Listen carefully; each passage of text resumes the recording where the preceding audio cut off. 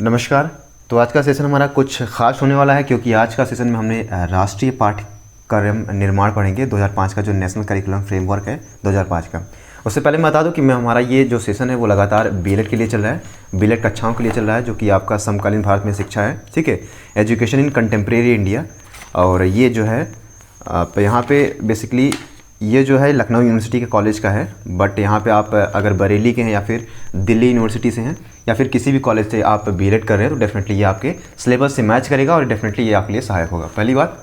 दूसरी बात, आपके यहाँ पे 4 पेपर होते हैं, ठीक है। यहाँ पे 5 किताबें थी, एक समकालीन भारत में शिक्षा थी, दूसरी भारत में भाषा एवं सामाजिक विज्ञान, और तीसरी जो किताब थी वो शिक्षा की मूल संकल्पना, साथ ही साथ में शिक्षा के सिद्धांत, एवं जो 5वीं पुस्तक थी हमारी वो थी समसामयिक भारत और शिक्षा।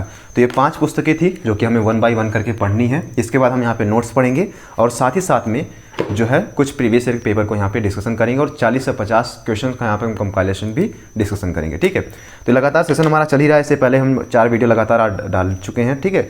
और ये 5वां वीडियो होगा हमारा इससे संबंधित। इसके बाद जैसे ये समाप्त होता है हमारी दूसरी किताब स्टार्ट होगी, और जैसे ही हमारा ये सेशन समाप्त होगा उसके बाद हम क्या करेंगे, उसके बाद हम नोट्स को पढ़ाएंगे। नोट्स के माध्यम से एक जो पूरी किताब का जो सारांश होता है वो कुछ ही पन्नों में सिमट कर रह जाएगा। इसके बाद हम उसको डिस्कशन कर लेंगे, तो कुछ प्रीवियस ईयर पेपर को भी हम डिस्कशन करेंगे, ठीक है। तो आइए देख लेते हैं यहाँ पे कुछ जो चीज़ें हैं कि राष्ट्रीय पाठ्यक्रम निर्माण 2005 यानी नेशनल करिकुलम फ्रेमवर्क 2005 मानव संसाधन मंत्रालय द्वारा बुलाई गई राष्ट्रीय अनुसंधान और प्रशिक्षण परिषद की कार्यकारिणी सभा में चिंतन किया गया कि राष्ट्रीय माध्यमिक शिक्षा पाठ्यक्रम 2000 में क्या सुधार किया जाए। 14 जुलाई से 19 जुलाई 2004 में बुलाई गई सभा में निर्णय लिया गया कि 21वीं शताब्दी के राष्ट्रीय पाठ्यक्रम तैयार किया जाए और राष्ट्रीय पाठ्यक्रम प्रोफेसर यशपाल की अध्यक्षता में तैयार करने के लिए मैसूर, भोपाल, भुवनेश्वर, अजमेर और शिलोंग में 5 सभाओं का आयोजन करके नया पाठ्यक्रम 2005 तैयार किया गया।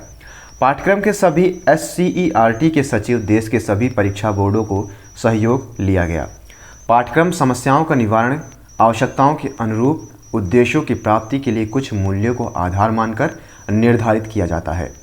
पाठ्यक्रम में शिक्षा क्यों, शिक्षा किसको, शिक्षा कैसे, शिक्षा कब तथा शिक्षा कैसी को ही आधार मानकर पाठ्यक्रम आयोजित किया जाता है, और पाठ्यक्रम निम्नलिखित आधारों के लिए आवश्यक है। बेसिकली बताना गया कि जो नेशनल करिकुलम फ्रेमवर्क जो तैयार किया जाता है, जो राष्ट्रीय पाठ्यक्रम निर्माण तैयार किया जाता है, उसमें शिक्षा हम क्यों दें, ठीक है, इसका उत्तर जो है ढूंढने की कोशिश की जाती है, प्रश्न उठाया जाता है। और शिक्षा किसको दें, बालकों को दें, किसके लिए है, ठीक है, दूसरी भाषा में। और शिक्षा कैसे दें, किस प्रकार से दें, ठीक है, इसका वे क्या होगा, तरीका क्या होगा, और शिक्षा कब दी जानी चाहिए और शिक्षा कैसी होनी चाहिए, इन सबको आधार मानकर जो है वो राष्ट्रीय पाठ्यक्रम निर्माण किया जाता है। देखिए, बालकों के आयु वर्ग, मानसिक क्षमता के अनुसार विषय वस्तु को निर्धारित करने के लिए यहाँ पे बेसिकली फोर्स किया जाता है कि बालकों के आयु वर्ग, मानसिक क्षमता के अनुसार जो है विषय वस्तु जो है निर्धारित करने के लिए तैयार की जाती है, ठीक है। उनकी आयु को देखकर उनकी मानसिक क्षमता के अनुसार जो है विषय वस्तु तैयार की जाती है। और अध्यापकों के लिए पाठ्यक्रम अनिवार्य है कि शिक्षा क्यों, कब, किसको, कैसी दी जाए, और पाठ्यक्रम के अनुसार अध्यापक अपनी पूर्व योजना के बनाकर पूरी तैयारी के से बच्चों में रुचि उत्पन्न करके पाठ प्रस्तुत करते हैं, ठीक है। बेसिकली बताने के प्रयास क्या किया गया है कि अध्यापक क्या करते हैं, शिक्षा कब दिया जाना चाहिए, ये कब किसको दिया जाना चाहिए और कैसे दिया जाना चाहिए, ये अध्यापक का कार्य है, ठीक है। और ये अपने पूर्व योजना बनाकर जो है पूरी तैयारी से बच्चों को रुचि में पाठ प्रस्तुत उत्पन्न करते हैं, ठीक है। अब पाठ्यक्रम के अनुसार पाठ योजना बनाकर शैक्षिक सहायता सामग्री सहित पाठ प्रस्तुत करता है। विद्यार्थी अपनी आवश्यकताओं के अनुरूप और उद्देश्य पूर्ति के पाठ्यक्रम सहर्ष स्वीकार करता है, और अभिभावकों की संतुष्टि और सहयोग के लिए पूर्व पाठ्यक्रम निर्धारित करना आवश्यक होता है। मुख्य अध्यापकों के लिए निरीक्षण और परीक्षण के लिए पाठ्यक्रम की आवश्यकता है, और कि निश्चित समय तक अध्यापक ने क्या पढ़ाया और विद्यार्थियों ने कितना सीखा। ये सब क्या होता है, मुख्य अध्यापक का यानी जो प्रधानाचार्य होता है उसका ये मुख्य कार्य होता है कि बच्चों ने कितना सीखा और अध्यापक ने कितना सिखाया, उन सभी का मूल्यांकन करना। विद्यालय संस्था की गतिविधियों के लिए पाठ्य पुस्तक ज्ञान के साथ साथ सहभागी क्रियाओं का विद्यार्थियों ने कितना आनंद लिया और कितना व्यवहारिक रूप से स्वीकार किया, इसका भी आकलन किया जाता है। भाषाओं का ज्ञान क्यों अनिवार्य है, मातृभाषा के साथ साथ विश्व स्तरीय अंग्रेजी को व्यापार, व्यवहार और आदान प्रदान के लिए अनिवार्य है। विद्यार्थियों को लेन देन क्रय विक्रय दैनिक जीवन में प्रयोग व्यवसाय व्यवहार और व्यापार के लिए गणित का ज्ञान अनिवार्य है।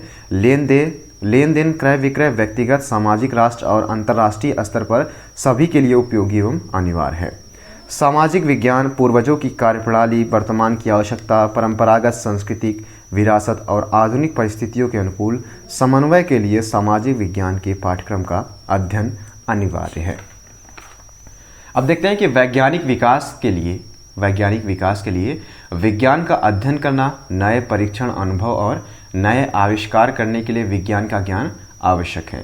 समझाने का प्रयास किया गया है कि यदि आप वैज्ञानिक विकास के लिए प्रयोग करना चाहते हैं तो वैज्ञानिक विकास के लिए विज्ञान का अध्ययन करना और नए परीक्षण और नए आविष्कार करने के लिए विज्ञान का ज्ञान आवश्यक होना। ठीक है, यदि आप नए परीक्षण करना चाहते हैं, नए आविष्कार करना चाहते हैं तो विज्ञान का जो हमें ज्ञान होना अति आवश्यक है। ठीक है, यानी विज्ञान को सब्जेक्ट में इंक्लूड किया जाना चाहिए, बेसिकली कहा गया है।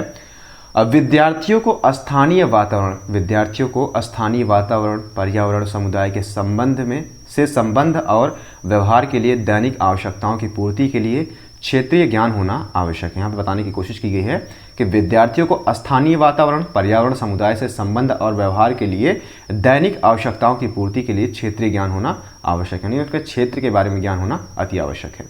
अब कक्ष विद्यालय प्रांगण से बाहरी वातावरण परिस्थितियों को जानने के लिए शैक्षिक ऐतिहासिक भ्रमण भी आवश्यक है, जो पुस्तकी ज्ञान से भी अधिक आवश्यक है। यानी यहाँ पे बताया गया है कि व्यवहारिक ज्ञान पर ज़्यादा बल दिया गया है। बौद्धिक ज्ञान के साथ साथ व्यावसायिक विषयों का भी अध्ययन अनिवार्य है, ताकि शिक्षा प्राप्ति के उपरांत स्वरोजगार आदि अपनाकर आत्मनिर्भर जीवन व्यतीत कर सके। वही प्रजातांत्रिक सफलता के लिए विद्यार्थियों को अपने अधिकार और कर्तव्य, धर्मनिरपेक्ष और विचार प्रकट करने, देश के किसी भी भाग में रहने, व्यवसाय करने, वोट का महत्व समझकर उसका उचित उपयोग करने के लिए राजनीतिक और प्रजातांत्रिक शासन व्यवस्था का ज्ञान आवश्यक है कि पूर्ण रूप से प्रजातंत्र शासन व्यवस्था स्थापित हो सके।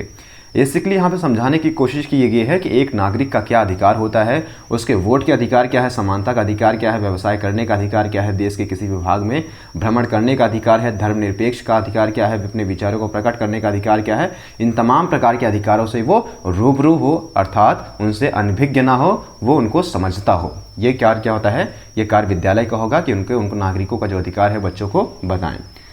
अब बात करते हैं कंप्यूटर शिक्षा की। तो आधुनिक युग में तीव्र गति से आगे बढ़ रहा है, जो आधुनिक युग हमारा है वो तीव्र गति से आगे बढ़ रहा है और कंप्यूटर शिक्षा को पूरे विश्व में विस्तार हो रहा है। दुनिया के साथ साथ चलने के लिए कंप्यूटर शिक्षा को पाठ्यक्रम में सम्मिलित करना अनिवार्य हो गया है।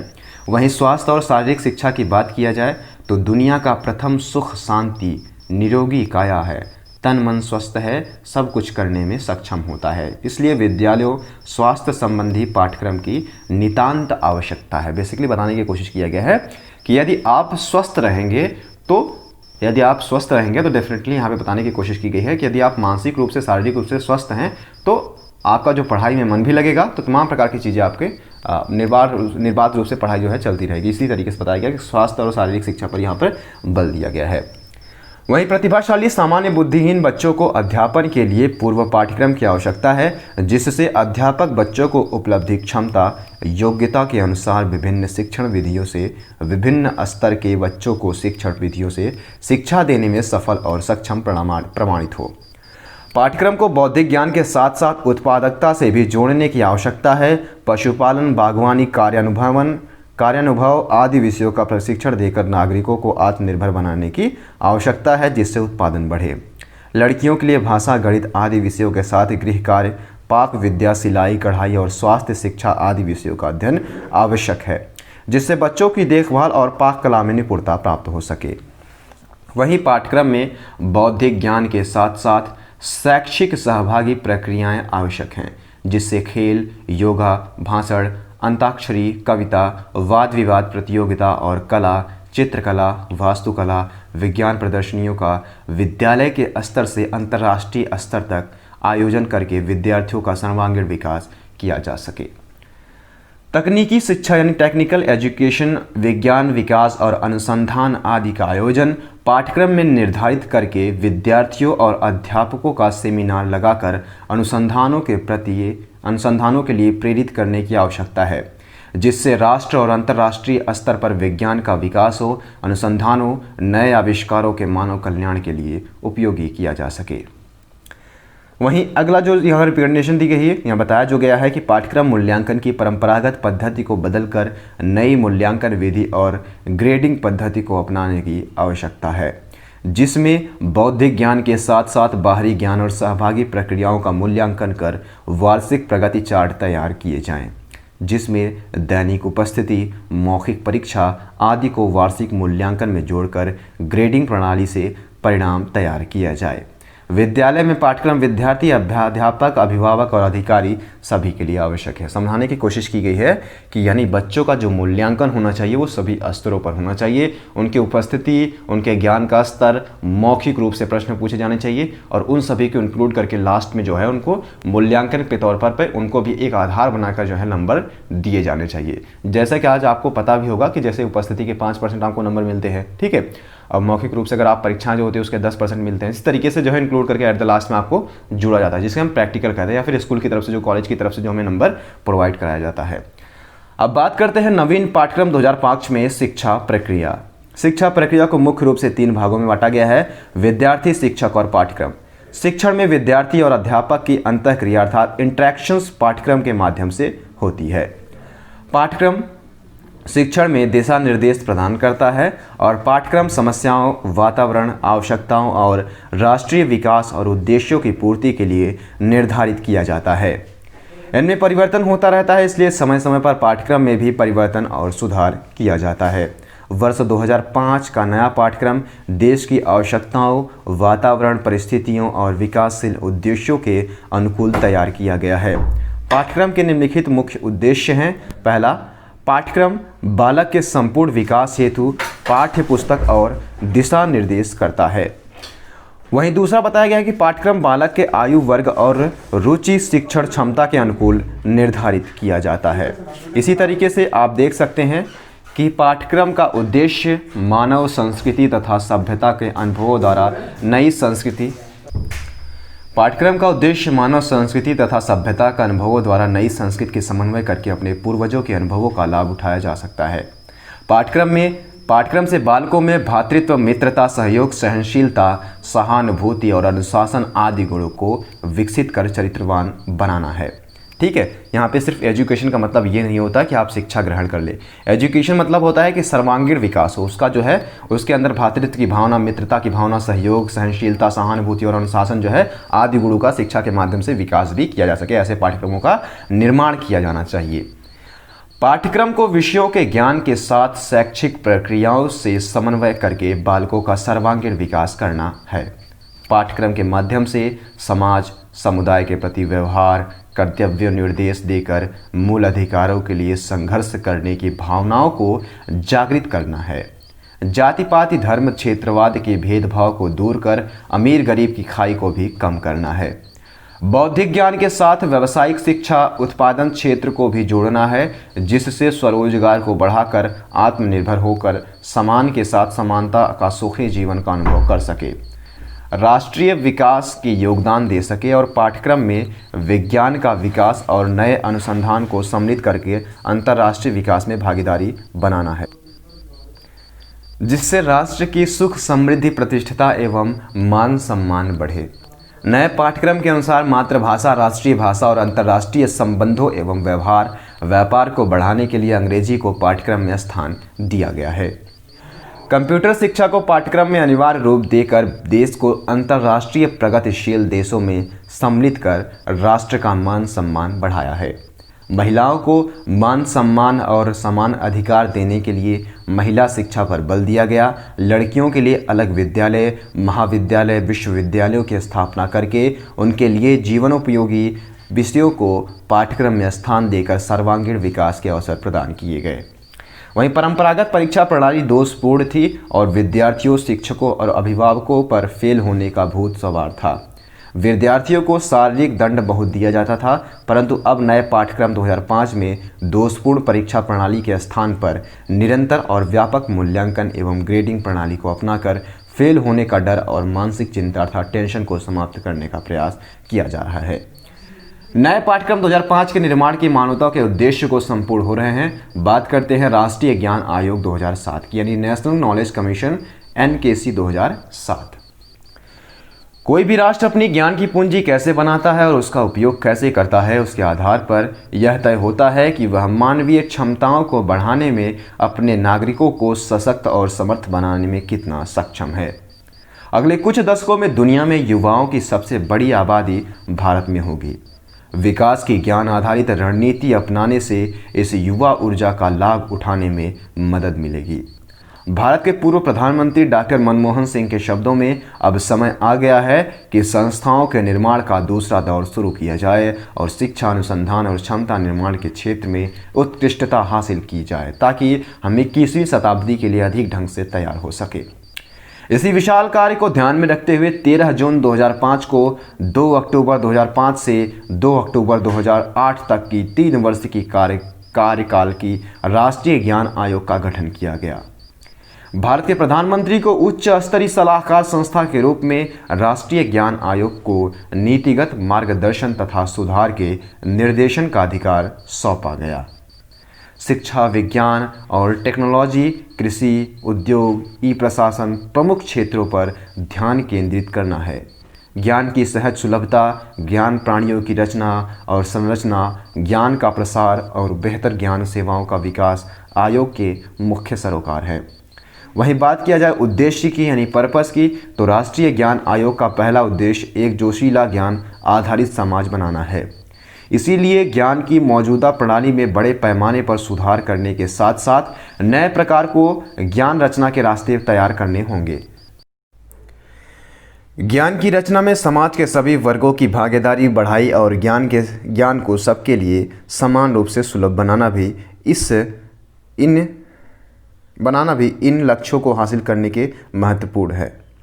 इन सब बातों को ध्यान में रखते हुए राष्ट्रीय ज्ञान आयोग उपयुक्त संस्थागत ढांचा विकसित करना चाहता है। इसके लिए अतिरिक्त आयोग के मुख्य उद्देश्य निम्नलिखित है। पहला, शिक्षा व्यवस्था को मिले देश के भीतर अनुसंधान और अभिनव प्रयासों को बढ़ावा मिले तथा स्वास्थ्य, खेती और उद्योग जैसे क्षेत्रों में इन ज्ञान का आसानी से उपयोग किया जा सके। प्रशासन और संपर्क यानी कनेक्टिविटी को बढ़ाने के लिए सूचना और संचार तकनीकी का इस्तेमाल किया जाए। साथ ही साथ में दुनिया भर में ज्ञान प्रणालियों के बीच संपर्क और आदान प्रदान का तंत्र स्थापित हो सके। और राष्ट्रीय ज्ञान आयोग में अध्यक्ष सहित 6 सदस्य हैं और सभी सदस्य अंशकालिक रूप से अपना काम करेंगे और इसके लिए कोई पारिश्रमिक नहीं लेंगे।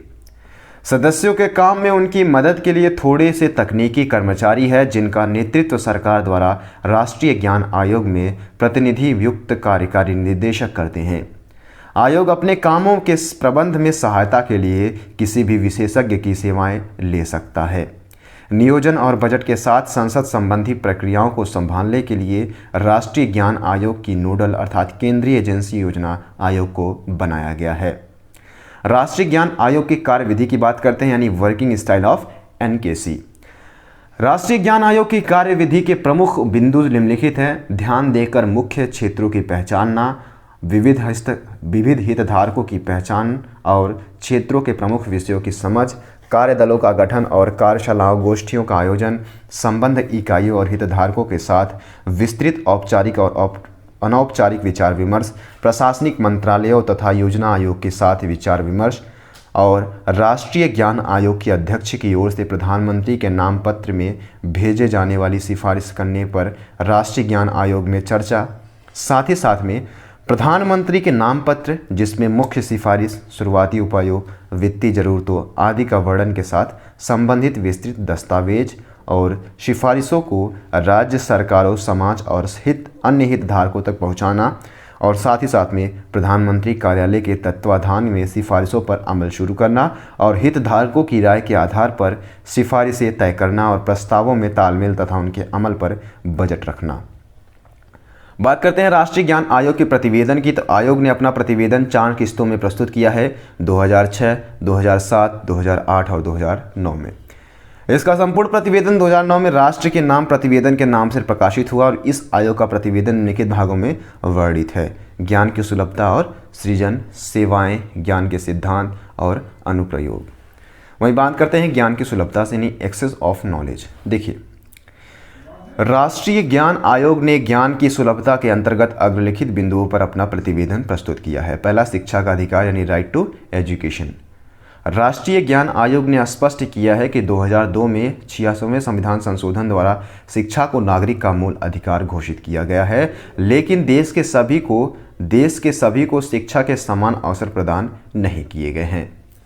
आयोग ने अपने प्रतिवेदन में कहा है कि सर्वप्रथम शिक्षा के अधिकार को लागू करने के लिए केंद्रीय कानून बनाया जाए, तत्पश्चात स्कूली शिक्षा के विकास के लिए न्यूनतम मानक निर्धारित किए जाएं और इसकी व्यवस्था के लिए सरकार आवश्यक धन एकत्रित करे।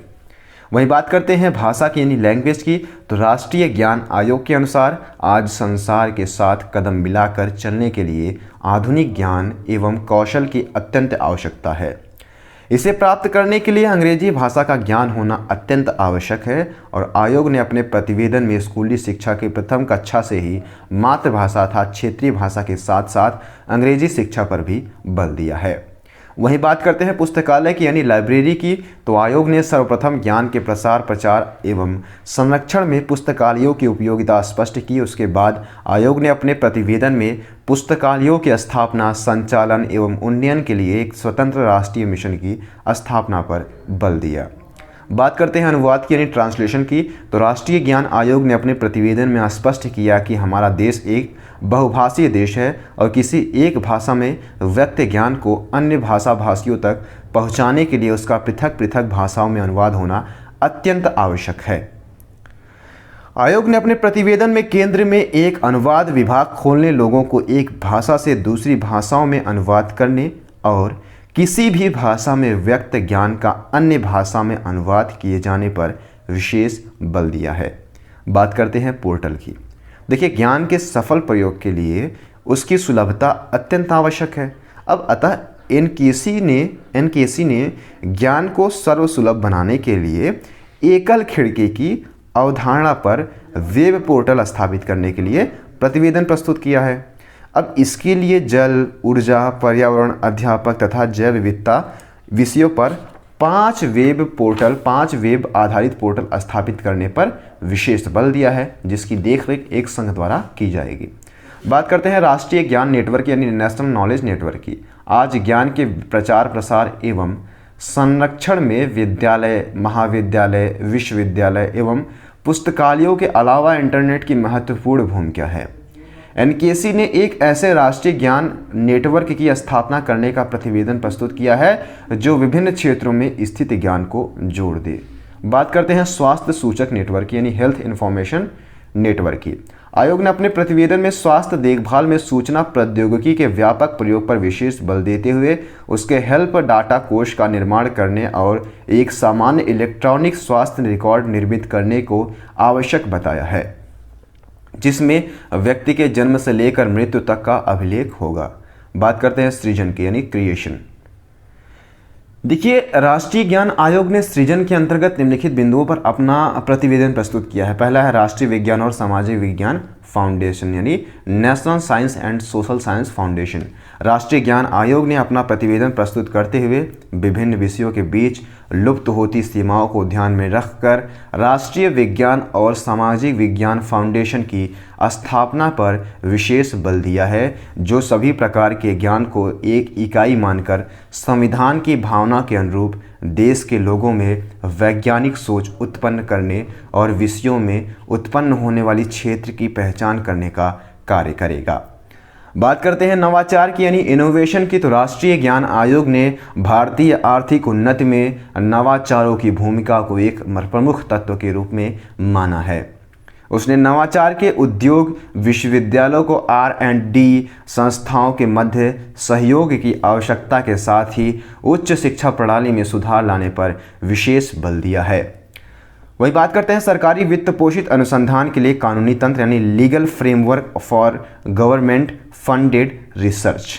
देखिए, राष्ट्रीय ज्ञान आयोग ने अपने प्रतिवेदन में एक ऐसा कानून बनाए जाने पर बल दिया है जो कि सरकारी वित्त पोषित अनुसंधान के लिए एक समान कानूनी तंत्र का सृजन करे और विश्वविद्यालय तथा अनुसंधान संगठनों का स्वामित्व तथा पूर्ण अधिकार उपलब्ध कराए। बात करते हैं उद्यमशीलता की, यानी एंटरप्रेन्योरशिप। आयोग ने संपदा तथा रोजगार सृजन पर उद्यमशीलता का महत्व और प्रत्यक्ष प्रभाव माना है। अतः आयोग ने प्रतिवेदन में उद्यमशीलता अर्थात एंटरप्रेन्योरशिप के विकास में तीव्रता लाने के लिए सरकार, वित्तीय संस्थान, उद्यमशीलता के नेटवर्क तथा संघ के साथ साथ परिवार और विशाल समुदाय के सहयोग पर विशेष जोर दिया है। इसके लिए उसने उद्यमशीलता शिक्षा, व्यावसायिक शिक्षा तथा प्रशिक्षण और कौशल विकास पर भी विशेष जोर दिया है। बात करते हैं बौद्धिक संपदा अधिकार अर्थात इंटेलेक्चुअल प्रॉपर्टी राइट अर्थात IPR। आयोग ने स्पष्ट किया है कि वैश्विक ज्ञान आधारित प्रतियोगिता में बौद्धिक संपदा सृजन और संरक्षण आवश्यक मुद्दे होते हैं। अतः उससे एक विश्व स्तरीय IPR आधारित तंत्र का निर्माण करने के लिए भारत के लिए अपने प्रयासों की वृद्धि हेतु आवश्यकता पर जोर दिया है। इसके लिए IP कार्यालयों के आधुनिकीकरण, वैश्विक मानकों का विकास करने और उच्च प्रतिमा को सुदृढ़ बनाए रखने के लिए प्रोत्साहन तंत्र, IPR शिक्षा तथा सेलों के गठन पर भी बल दिया गया है। बात करते हैं सेवाओं की यानी सर्विसेज की, तो राष्ट्रीय ज्ञान आयोग ने सेवाओं के अंतर्गत निम्न बिंदुओं पर अपना प्रतिवेदन प्रस्तुत किया। पहला है ई-अभिशासन अर्थात ई-गवर्नेंस। राष्ट्रीय ज्ञान आयोग ने स्पष्ट किया है कि ई-अभिशासन केवल प्रक्रियाओं के कंप्यूटरीकरण के रूप में ही नहीं होना चाहिए। इस आयोग ने सेवाओं की शीघ्र पूर्ति, उत्पादकता और कुशलता निश्चित करने और नवीन कार्यक्रमों जैसे भारत निर्माण, ग्रामीण रोजगार गारंटी योजना आदि को ई-प्रशासन व्यवस्था के द्वारा प्रारंभ किए जाने पर विशेष बल दिया, जिससे सेवाएं तीव्र गति से प्राप्त हो सके और कार्यकुशलता पर विशेष ध्यान दिया जा सके। बात करते हैं ज्ञान के सिद्धांत की यानी नॉलेज कॉन्सेप्ट की, तो राष्ट्रीय ज्ञान आयोग ने ज्ञान के सिद्धांत के अंतर्गत निम्नलिखित बिंदुओं पर अपना प्रतिवेदन प्रस्तुत किया है। पहले स्कूली शिक्षा यानी स्कूल एजुकेशन। राष्ट्रीय ज्ञान आयोग ने योग्य समाज के निर्माण के लिए स्कूली शिक्षा को अत्यधिक महत्व प्रदान किया है और साथ ही स्कूलों की गुणवत्ता को ध्यान में रखते हुए राष्ट्रीय मूल्यांकन निकाय की स्थापना का प्रस्ताव किया है। आयोग ने सेवापूर्ण तथा सेवाकालीन शिक्षण प्रशिक्षण की गुणवत्ता में वृद्धि हेतु विशेष बल दिया है। वहीं बात किया जाए उच्च शिक्षा की यानी हायर एजुकेशन की, तो राष्ट्रीय ज्ञान आयोग ने स्पष्ट कहा है कि विस्तृत आबादी वाले क्षेत्र में उस शिक्षा की कोई सुविधा उपलब्ध नहीं है। अतः उच्च शिक्षा का सुलभता के लिए देश के करीब 1500 विश्वविद्यालयों को व्यवस्था होनी चाहिए और 50 राष्ट्रीय विश्वविद्यालयों को भी स्थापना की जानी चाहिए। देखिए, इसके साथ ही उच्च शिक्षा के लिए स्वतंत्र विनिमय प्राधिकरण की स्थापना की जानी चाहिए और आयोग ने उक्त प्राधिकरण की स्थापना के साथ साथ गुणवत्ता निश्चित करने के लिए पाठ्यक्रम संशोधन, क्रेडिट प्रणाली और आंतरिक मूल्यांकन एवं अनुसंधान की महत्ता पर विशेष बल दिया है। अब बात करते हैं व्यावसायिक शिक्षा और प्रशिक्षण की, यानी वोकेशनल एजुकेशन एंड ट्रेनिंग की। देखिए, आयोग ने मानव संसाधन विकास में व्यावसायिक शिक्षा और प्रशिक्षण की भूमिका को महत्वपूर्ण योगदान दिया है। अब इसके लिए राष्ट्रीय व्यावसायिक शिक्षा नियोजन संस्थान की स्थापना पर विशेष बल दिया है। साथ ही व्यावसायिक शिक्षा के स्थान पर कौशल विकास जैसे शब्दों का प्रयोग करने का सुझाव प्रस्तुत किया है तथा मुख्य धारा की शिक्षा प्रणाली के अंतर्गत व्यावसायिक शिक्षा प्रणाली में लचीलापन लाने के लिए जोर दिया गया है और साथ ही सरकारी निजी साझेदारी की सलाह प्रदान की गई है। अब बात करते हैं चिकित्सीय शिक्षा अर्थात मेडिकल एजुकेशन की। देखिए, राष्ट्रीय ज्ञान आयोग ने चिकित्सीय शिक्षा के विनिमय हेतु उच्च शिक्षा के लिए स्वतंत्र विनियामक प्राधिकरण में एक अस्थायी समिति गठित करने का प्रस्ताव प्रस्तुत किया है और चिकित्सीय शिक्षा में गुणवत्ता के लिए पाठ्यक्रम सुधार 4.5 वर्षीय पाठ्यक्रम संपूर्ण करने के बाद मानव मूल्यांकन योग्य संकाय और विकास तथा अनुसंधान को महत्वपूर्ण योगदान दिया है। बात करते हैं गणित और विज्ञान में अधिक प्रतिभाशाली छात्र यानी मोर talented student in math and science. देखिए, राष्ट्रीय ज्ञान आयोग के अनुसार भारत को शक्तिशाली बनाने के लिए ठोस निर्माण होना चाहिए। इसके लिए आयोग ने अध्यापक प्रशिक्षण तथा विज्ञान पाठ्यक्रम अंतर वस्तु को विश्व के अनुरूप बनाने की अत्यंत आवश्यकता है। इसके साथ ही उद्योग, विश्वविद्यालयों तथा शोध संस्थाओं के मध्य सहयोग से करियर के नवीन सुअवसर सृजित करने एवं विज्ञान को लोकप्रिय बनाने पर विशेष बल प्रदान किया है। देखिए, प्रबंध शिक्षा की बात करते हैं, यानी मैनेजमेंट एजुकेशन। राष्ट्रीय ज्ञान आयोग ने अपने प्रतिवेदन में शिक्षा के विनियमन हेतु उच्च शिक्षा के लिए स्वतंत्र विनियामक प्राधिकरण के अधीन प्रबंध शिक्षा पर एक स्वायत्त संस्था समिति के गठन का प्रस्ताव किया है।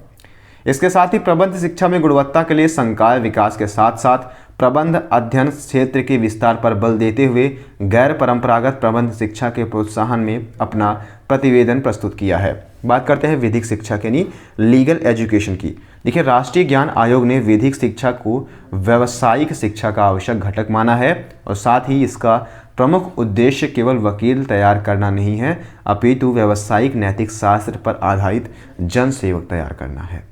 आयोग ने उच्च शिक्षा के लिए स्वतंत्र विनियामक प्राधिकरण में एक नवीन विनियामक तंत्र शुभारंभ पर जोर दिया है, जिसे विधिक शिक्षा के समस्त पक्षों पर कार्य करने का अधिकार प्राप्त होना चाहिए। आयोग ने विधिक शिक्षा को उपयोगी बनाने के लिए पाठ्यक्रम विकास, परीक्षा प्रणाली, प्रतिभाशाली संकाय एवं अनुसंधान विकास के साथ उन्नति विधिक अध्ययन पर अनुसंधान केंद्र की स्थापना एवं प्रौद्योगिकी के प्रयोग पर विशेष बल दिया है। अब बात करते हैं मुक्त और दूरस्थ शिक्षा के यानी ओपन एंड डिस्टेंट एजुकेशन। देखिए, राष्ट्रीय ज्ञान आयोग ने अपने प्रतिवेदन में कहा है कि दूरसंचार, रेडियो और इंटरनेट जैसे मीडिया के संवर्धन के कारण दूरस्थ शिक्षा में काफ़ी वृद्धि हो सकती है। आयोग ने ICT पर आधारित एक राष्ट्रीय तंत्र के निर्माण, वेब आधारित सामान्य मुक्त संसाधन का विकास करने और एक क्रेडिट बैंक की स्थापना करने तथा एक राष्ट्रीय परीक्षण सेवा उपलब्ध कराने पर जोर दिया है। इसके साथ ही मुक्त और दूरस्थ शिक्षा में सुधार लाने के लिए अच्छी सामग्री के उत्पादन और महत्वपूर्ण अनुसंधान लेखों, पुस्तकों, पत्रिकाओं आदि की मुफ्त सुलभता की उपयोगिता है। बात करते हैं इंजीनियरिंग शिक्षा यानी इंजीनियरिंग एजुकेशन। आयोग ने इंजीनियरिंग शिक्षा के विनिमय हेतु उच्च शिक्षा के लिए स्वतंत्र विनियामक प्राधिकरण के अधीन इंजीनियरिंग शिक्षा से संबंधित अस्थायी समिति के गठन का प्रस्ताव किया है और इंजीनियरिंग शिक्षा में सुधार लाने के योग्य संकाय, पाठ्यक्रम सुधार, विज्ञान और इंजीनियरिंग शिक्षा के समेकन और शोध प्रोत्साहन के साथ ही क्षेत्रीय विषमताओं में कमी लाने और इंजीनियरिंग शिक्षा की सुरक्षा को महत्वपूर्ण स्थान दिया है। अब बात करते हैं और अधिक उत्तर PhD, मोर क्वालिटी PhD अर्थात राष्ट्रीय ज्ञान आयोग के अनुसार यदि भारत को ज्ञानवान अर्थव्यवस्था के रूप में परिवर्तन करना है तो अनुसंधान और विकास में सुधार लाना अत्यंत आवश्यक होगा। अब इसलिए आयोग ने उत्तम युवाओं को आकृष्ट करने के लिए राष्ट्रीय प्रचार आरंभ करने, शिक्षा तथा R&D के लिए वित्त पोषण में वृद्धि और डॉक्टरल कार्यों के नवीनीकरण करने और डॉक्टरल कार्य और शैक्षणिक अनुसंधान की उपयोगिता निश्चित करने के साथ ही अनुसंधान में वैश्विक आधार में वृद्धि पर बल दिया है। बात करते हैं अनुप्रयोग की यानी एप्लीकेशन की। तो राष्ट्रीय ज्ञान आयोग ने अनुप्रयोग के अंतर्गत निम्नलिखित बिंदुओं पर अपना प्रतिवेदन प्रस्तुत किया है। पहला है परंपरागत चिकित्सा यानी ट्रेडिशनल हेल्थ सिस्टम की। तो आयोग ने अपने प्रतिवेदन में कहा है कि भारत के पास एक अत्यंत समृद्ध और कठिन स्वदेशी चिकित्सीय देन है, अतः परंपरागत चिकित्सीय ज्ञान के साधनों की सुरक्षा के लिए IPR तंत्र का निर्माण करने की अत्यंत आवश्यकता है। आयोग ने जड़ी बूटी से बनी दवाओं को अंतर्राष्ट्रीय रूप में मानकीकरण के विकास को महत्वपूर्ण स्थान दिया है। वहीं बात करी जाए कृषि के क्षेत्र में तो राष्ट्रीय ज्ञान आयोग ने कृषि के महत्व को स्वीकार कर इस दिशा में कृषि अनुसंधान संस्थानों को आधुनिकीकरण करने पर बल दिया है। साथ ही कृषि विश्वविद्यालय के पाठ्यक्रमों में सुधार लाने पर जोर दिया है और वेब समर्थित ज्ञात बैंक का निर्माण करने की सिफारिश भी की है। बात करते हैं जीवन स्तर में सुधार लाना अर्थात इन्हेंसिंग लेवल ऑफ लाइफ यानी राष्ट्रीय ज्ञान आयोग ने जनसाधारण विशेषकर ग्रामीण क्षेत्र के लोगों के जीवन स्तर में सुधार लाने पर जोर दिया है और इसके लिए उसने पंचायत ज्ञान केंद्र स्थापित करने की सिफारिश की है और साथ ही उसकी गरिमा वृद्धि करने की आवश्यकता पर विशेष जोर दिया है। बात करते हैं राष्ट्रीय ज्ञान आयोग के प्रमुख सुझाव की यानी main suggestion of national knowledge commissions. देखिए, राष्ट्रीय ज्ञान आयोग ने मुख्य सुझाव अग्रलिखित है। कौन कौन से सुझाव दिए हैं? तो यहाँ पे जो पहला सुझाव दिया गया है वो स्कूली शिक्षा संबंधी सुझाव यहाँ पे बात कही गई है। तो देखिए यहाँ पे जो बताया गया है कि स्कूलों में सामाजिक ऑडिटों को प्रोत्साहन दिया जाना चाहिए। सभी को कक्षा 1 से एक भाषा के रूप में अंग्रेजी पढ़ाई जानी चाहिए और स्कूल अध्यापकों को कम से कम 5 वर्षों की न्यूनतम नियत अवधि के लिए एक विशेष स्थान पर नियुक्त किया जाना चाहिए, यानी उनकी जो है ट्रांसफ़र नहीं किया जाना चाहिए। ठीक है, एक अध्यापक जो है एक जगह पे कम से कम 5 साल वहीं पे पढ़ाता रहे। अब तीसरी कक्षा से कोई एक विषय अंग्रेजी माध्यम से पढ़ाया जाना चाहिए और अध्यापकों के स्व मूल्यांकन और हमजोली मूल्यांकन की प्रणालियों को प्रोत्साहित किया जाना चाहिए और स्कूली शिक्षकों से चुनाव एवं आपदा प्रबंधन के अतिरिक्त अन्य गैर शैक्षणिक कार्य नहीं लेने चाहिए। और साथ ही साथ में शिक्षक शिक्षा सुझाव में कहा गया है कि सेवा पूर्व तथा सेवाकालीन दोनों तरह के अध्यापक प्रशिक्षण के पाठ्यक्रमों में सुधार लाना चाहिए और अध्यापकों को विचारों, जानकारी और अनुभवों का आदान प्रदान करने हेतु वेब आधारित पोर्टल जैसे मंच विकसित किए जाने चाहिए। साथ ही साथ में प्राइवेट शिक्षक प्रशिक्षण संस्थानों की समुचित मॉनिटरिंग किया जाना चाहिए और सेवाकालीन प्रशिक्षणों में सुधार के साथ साथ उनका विस्तार करना चाहिए तथा उनमें नमनशीलता लानी चाहिए।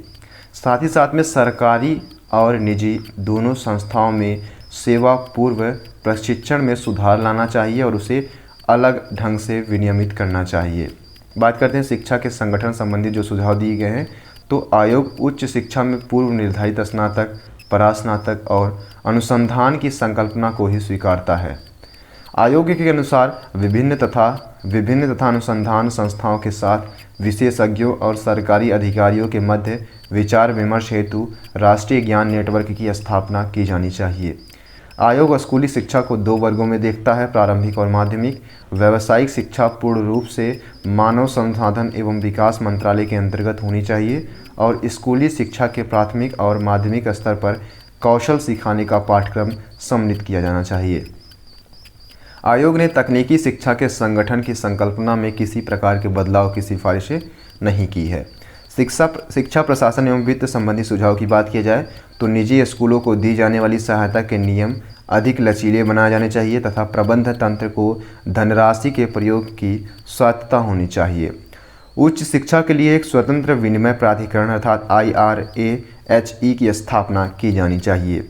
स्कूलों की गुणवत्ता मॉनिटर करने के लिए राष्ट्रीय मूल्यांकन निकाय स्थापित किया जाना चाहिए। गुणवत्ता बनाए रखते हुए स्कूल समय, छुट्टियों तथा अध्यापक भर्ती के संबंध में नमनशीलता होनी चाहिए। साथ ही साथ में स्कूली शिक्षा हेतु राज्यों को केंद्रीय सरकार के द्वारा दी जाने वाली धनराशियों के नियम अधिक लचीले बनाए जाने चाहिए। शिक्षा में सरकारी खर्च बढ़ाना चाहिए तथा वित्तीय स्रोतों में विविधता लानी चाहिए। एक केंद्रीय अपर स्नातक शिक्षा बोर्ड के साथ साथ राज्य अपर स्नातक शिक्षा बोर्ड की स्थापना की जानी चाहिए और विद्यालय स्तर पर शिक्षा के प्रशासन का विकेंद्रीकरण किया जाना चाहिए। बात करते हैं उच्च शिक्षा संबंधी सुझाव दिए गए हैं। देखिए, उच्च शिक्षा संबंधी कई सुझाव दिए गए हैं। तो विद्यार्थियों द्वारा पाठ्यक्रमों और शिक्षकों के मूल्यांकन के साथ साथ समकक्ष शिक्षकों द्वारा शिक्षकों के मूल्यांकन को बढ़ावा दिया जाना चाहिए और उच्च शिक्षा में कोर्स क्रेडिट प्रणाली अपनाई जानी चाहिए।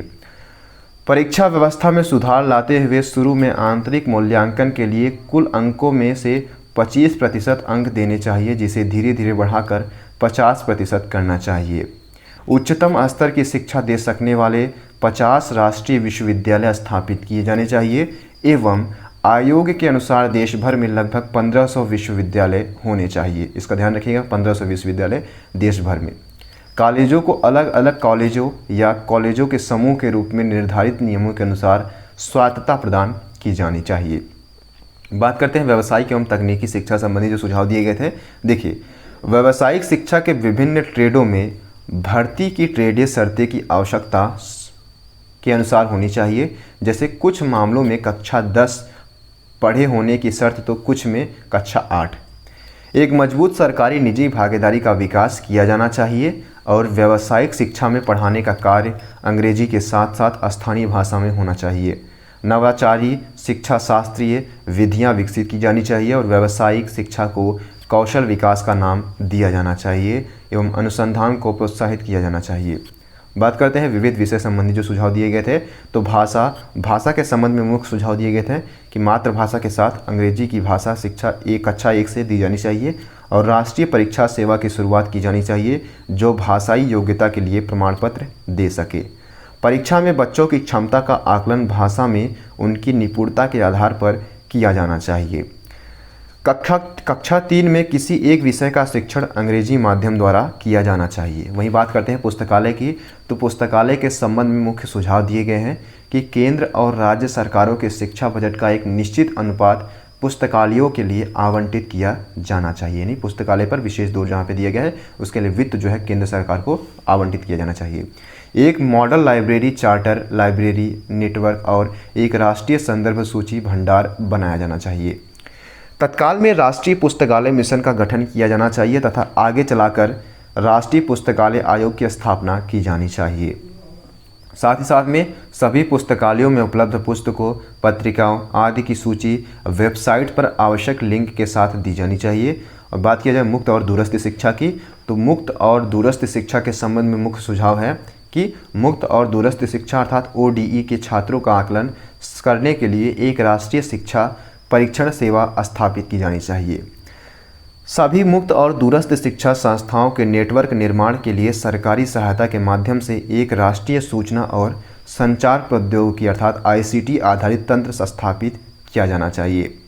वहीं वेब आधारित सामान्य मुक्त संसाधन विकसित करने के लिए एक राष्ट्रीय शिक्षा प्रतिष्ठान की स्थापना की जानी चाहिए। बात किया जाए ज्ञान का नेटवर्क की, तो ज्ञान के नेटवर्क के संबंध में मुख्य सुझाव हैं कि नेटवर्क चालू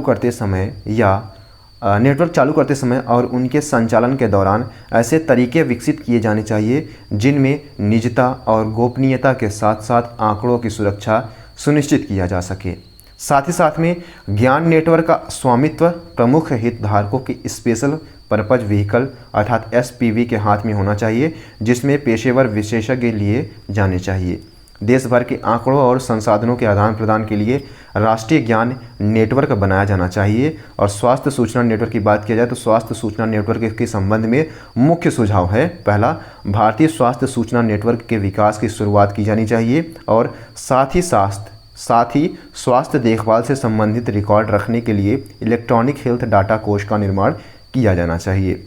बात की जाए नैदानिक शब्दावली और स्वास्थ्य सूचना विज्ञान के लिए राष्ट्रीय मानकों का निर्माण किया जाना चाहिए। ठीक है, अब साथ ही इलेक्ट्रॉनिक स्वास्थ्य रिकॉर्ड अर्थात EHR जिसमें व्यक्ति का जन्म से लेकर मृत्यु तक स्वास्थ्य देखभाल संबंधी रिकॉर्ड हो निःशुल्क या रियायती दरों पर उपलब्ध कराना चाहिए। वहाँ बात की जाए पोर्टल की, तो पोर्टल से संबंधित मुख्य सुझाव हैं कि इन पोर्टल पर सभी भारतीय भाषाओं के अनुवाद किया जाना चाहिए और बुनियादी ज़रूरतों जैसे जल, ऊर्जा, पर्यावरण और शिक्षा, खाद्य, स्वास्थ्य, कृषि, रोजगार, नागरिक अधिकार आदि के लिए राष्ट्रीय वेब आधारित पोर्टल स्थापित किए जाने चाहिए। वहीं इस पोर्टल का प्रबंध एक ऐसे कंसोर्टियम द्वारा किया जाना चाहिए जिसमें NGO, अनुसंधान और विकास समूहों, शैक्षणिक संस्थाओं, सरकारी विभागों, शिक्षकों और विशेषज्ञों आदि का समुचित प्रतिनिधित्व हो। वहीं बात करते हैं राष्ट्रीय ज्ञान आयोग का मूल्यांकन यानी evaluation of national knowledge of commission. देखिए राष्ट्रीय ज्ञान आयोग से सुझावों का मूल्यांकन गुण दोष के आधार पर निम्नलिखित रूपों में प्रस्तुत है। पहला है राष्ट्रीय ज्ञान आयोग के गुण यानी merits of national knowledge commission. राष्ट्रीय ज्ञान आयोग के गुण जो निम्नलिखित है, पहला, अध्यापकों द्वारा गैर शैक्षणिक कार्य नहीं लिया जाना चाहिए और 1500 विश्वविद्यालयों का लक्ष्य रखा गया है और स्कूल समय, छुट्टियों और अध्यापक भर्ती के संबंध में नमनशीलता की बात की गई है। ये सब इसके गुण के अंतर्गत आते हैं। और शिक्षा का अधिकार कानून यहाँ पे बताया गया है और संस्थाओं के अध्यक्षों की नियुक्ति की प्रक्रिया में बदलाव की बात कही गई है, तो ये गुण के अंतर्गत यहाँ पे देखा जा सकता है। जबकि राष्ट्रीय आयोग के अगर दोषों की बात की जाए demerits of national knowledge commission की, तो स्वतंत्र उच्च शिक्षा विनिमयन प्राधिकरण, ये काफ़ी इंपॉर्टेंट है। दोनों गुण और दोष को देख लीजिए क्योंकि एग्जाम में काफ़ी बार आए हैं। देखिए IRAHE अर्थात स्वतंत्र उच्च शिक्षा विनिमयन प्राधिकरण की स्थापना की जानी चाहिए। इसमें ये दोष के बताया गया है और पहली कक्षा में अंग्रेजी का अनिवार्यता जो है ये इसके दोष के रूप में देखा जा सकता है क्योंकि बच्चे जो है इतने एलिजिबल नहीं होंगे कि वो पहली कक्षा से अंग्रेजी पढ़ना शुरू कर दे। साथ ही साथ में बड़े ट्रस्टों को प्रोत्साहित करने के लिए छूट यहाँ पे दी गई है। ठीक है, और कॉलेजों के समूह को स्वायत्तता देना यहाँ पे इसके दोष के रूप में दर्शाया गया है और 50 राष्ट्रीय विश्वविद्यालय की स्थापना की बात यहाँ पे इसके दोष के रूप में दर्शाई गई है। जबकि वहीं राष्ट्रीय ज्ञान आयोग के उद्देश्य की बात की जाए तो इस ज्ञान आयोग के 5 महत्वपूर्ण उद्देश्य थे जो निम्नलिखित है। पहला, देश की उन्नति के लिए ज्ञान के अनुप्रयोगों को बढ़ावा देना और ज्ञान की सुलभता में वृद्धि करना, ज्ञान के सृजन हेतु विश्व स्तरीय स्थान तैयार करना और उन संस्थाओं में नई जागृति पैदा करना जहां ज्ञान की अवधारणा प्रदान की जाती है। देखिए, जनमानस की प्रभावी आपूर्ति हेतु ज्ञान के अनुप्रयोग का प्रयोग करना, इन उद्देश्यों की प्राप्ति के लिए ज्ञान आयोग ने विशेष क्षेत्रों की पहचान की है। आयोग ने सुझाव तैयार करते समय विशेष रूप से कार्यदलों के रूप में गैर सरकारी संगठनों और विशेषज्ञों की नियुक्ति करके हितधारकों के साथ व्यापक परामर्श किए हैं। तत्कालीन प्रधानमंत्री को ज्ञान आयोग के 3 वर्ष के अंतराल में 27 ध्यातव्य क्षेत्रों के संबंध में अपनी सिफारिश की है। इन सिफारिशों को 3 संकलनों में प्रस्तावित किया गया है। पहला है राष्ट्र के प्रति रिपोर्ट 2006, राष्ट्र के प्रति रिपोर्ट 2007 और ज्ञानवान समाज की ओर। ये 3 रिपोर्टें जो हैं संकलनों का प्रसारित किए गए हैं। इन सुझावों पर देश भर में व्यापक चर्चा की, जो कि ज्ञान आयोग की वेबसाइट पर उपलब्ध है। तत्कालीन प्रधानमंत्री डॉक्टर मनमोहन सिंह ने कहा है कि अब समय आ गया है कि संस्थान निर्माण का दूसरा दौर शुरू किया जाए और शिक्षा अनुसंधान और क्षमता निर्माण के क्षेत्र में उत्कृष्टता हासिल की जाए। 12 जनवरी 2007 को राष्ट्र के प्रति ज्ञान आयोग की पहली रिपोर्ट प्रस्तुत करते हुए प्रधानमंत्री ने कहा कि आयोग को अपने नवाचारी विचारों के कार्यान्वयन में सुनिश्चित करने में अवश्य सहयोजित किया जाना चाहिए। राष्ट्रीय ज्ञान आयोग की सिफारिश के कार्यान्वयन के संबंध में हम यह पाते हैं कि व्यक्तिगत उन्नति के लिए लोग शिक्षा को एक साधन के रूप में स्वीकार कर रहे हैं। जैसे समाज में विभिन्न वर्गों में बच्चों एवं अभिभावकों की आकांक्षाएं, शिक्षा की बढ़ती मांग जो कि आपूर्ति से काफ़ी कम दिखाई देती है, और क्षेत्रीय सोच और संगठनों की संरचनाओं से नए विचार, प्रक्रियाओं और बाह्य हस्तक्षेप, पारदर्शिता और उत्तरदायित्व को लेकर सरकार के विभिन्न स्तरों पर आज भी विरोध की स्थिति बनी हुई है। फलस्वरूप असली चुनौती नए विनियोग तंत्र तथा नई आपूर्ति प्रणालियों आदि से युक्त संगठनात्मक नवाचार में निहित है। हमारे इस विशाल देश में, जिसमें अनेक भाषा और संस्कृति के बीच जटिलता और विविध प्रकार के सभी समाधानों के लिए एक ही जादुई चिराग तैयार किया जा सकता है, जिसके प्रभावी कार्यान्वयन हेतु प्रभावी कार्यक्रम तैयार करने के लिए स्थानीय स्तर पर केंद्रीय और समुदाय की सहभागिता बहुत ही महत्वपूर्ण है। इस प्रकार इस आयोग की सिफारिशों के तुरंत कार्यान्वयन की दृष्टि से केंद्र सरकार और राज्य सरकार को मिलकर विभिन्न स्तरों पर सहयोग प्राप्त करना होगा, क्योंकि जनसांख्यिकी विषमता और विकास की बुनियादी चुनौतियों जैसे ज्ञान, शिक्षा और नवाचार को प्राप्त करने हेतु समाज के बीच विषमताओं को कम करने के निर्धन व सुविधा वंचितों को प्रदान करने होंगे। इसके लिए आवश्यक है कि हमें उत्पादकता में वृद्धि करने, प्रभावशीलता में वृद्धि करने तथा लागत में कमी करने हेतु समुचित शिक्षा को प्रबंध करेंगे। ज्ञान आयोग के क्षेत्रों की बात की जाए तो ज्ञान आयोग के प्रमुख क्षेत्र जो है निम्नलिखित है। पहला है उपयोगिता।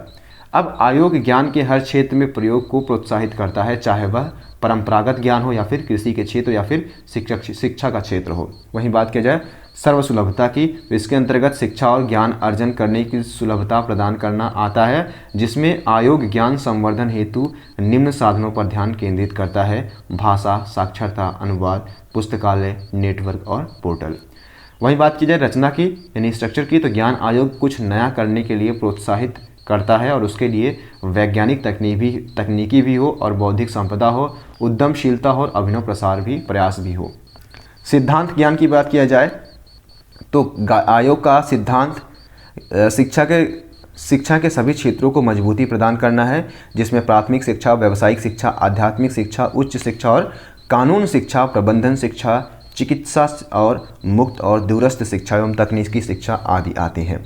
वहीं बात किया जाए सेवाओं की, तो ज्ञान आयोग सरकारी सेवाओं, पारदर्शिता, उत्पादकता को बढ़ावा व कार्यकुशलता की सिफारिश करता है और इसका सबसे उत्तम साधन प्रशासन है। उपरोक्त क्षेत्रों पर ज्ञान आयोग आगे बढ़ाने हेतु सभी प्रकार के प्रयास करने में सहयोग करता है।